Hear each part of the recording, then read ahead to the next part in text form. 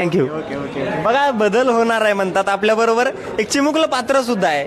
वैभव आपल्या बरोबर आहे. तू या चित्रपटामध्ये भूमिका केली आहेस, काय होता अनुभव? खरं तर मला शूटच्या वेळेस खूप मज्जा आली आणि खूप काय काय शिकायला पण मिळालं. मी माझ्या सॉन्गचा अनुभव सांगते, का रे बाबा.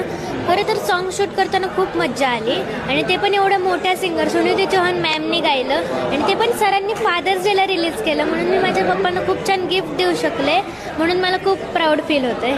कसा होता अनुभव एकंदरीत चित्रपटात काम करत असताना?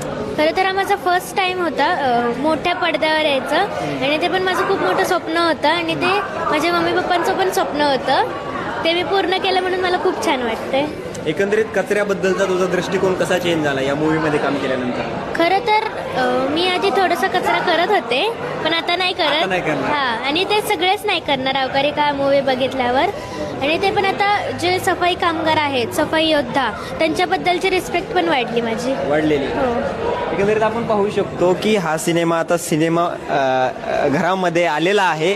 सगळीकडे रिलीज झाला आहे महाराष्ट्रभरामध्ये.